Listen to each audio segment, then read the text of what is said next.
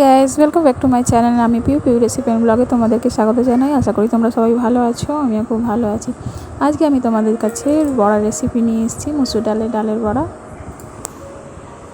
এইভাবে যদি মসুর ডালের বড়া বানানো যায়, খেতে খুবই মুচমুচে আর সুস্বাদু হয়। চলো তাহলে ভিডিওটা শুরু করি। এখানে আমি 1 কাপ ডাল নিয়েছি, মসুর ডাল, আর 1 মুঠো চাল ওভারনাইট আমি ভিজিয়ে রেখেছিলাম, খুব ভালো করে ভিজে গেছে। এখানে আমি 2টো কাঁচা লঙ্কা নিয়ে নিয়েছি, আর 1/2 ইঞ্চ আদা, আর 6-7টা রসুনের কোয়া। আমি এবার এই ডালগুলোকে ভালো করে মিহি করে বেটে নেব মিক্সিতে। ডালগুলোকে আমি খুব বেশি মিহি করব না, একটু দরকাচা মতন রাখবো। দরকাচা মতন ডালটা রাখলে একটু খেতে খুব ভালো মুচমুচে হয়।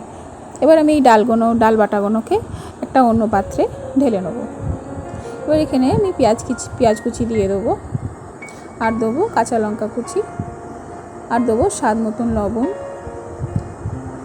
আর রঙের জন্য দেবো হলুদ। এবার এইগুলোকে আমি ভালো করে ডালের সঙ্গে মিশিয়ে নেব।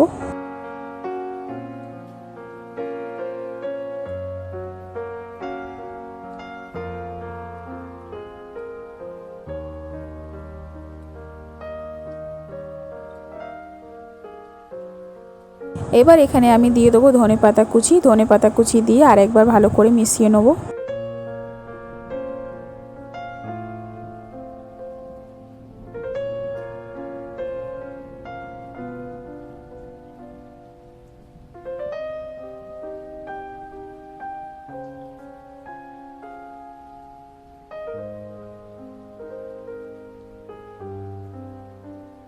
ডাল বাটাটা আমার খুব ভালো করে মাখা হয়ে গেছে। এবার এগুলো ফ্রাই করে নেব।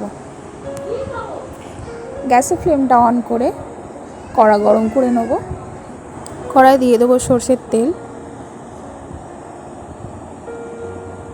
তেলটাকে ভালো করে গরম করে নেব হাই ফ্লেমে।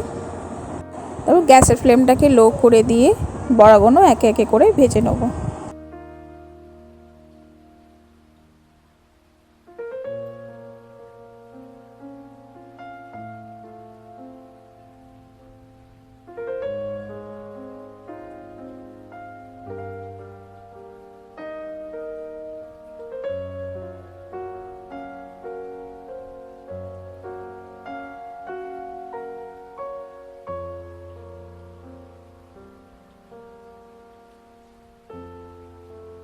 বড়া আমাদের খুব ভালো করে এক পিঠ লাল হয়ে গেছে, আর এক পিঠ উল্টে ভালো করে লাল করে নেব।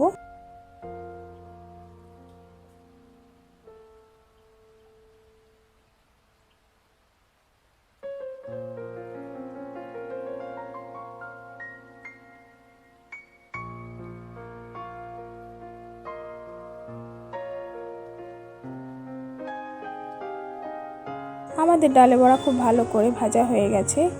এবার ভালো করে তেল ছেঁকে তুলে নেব।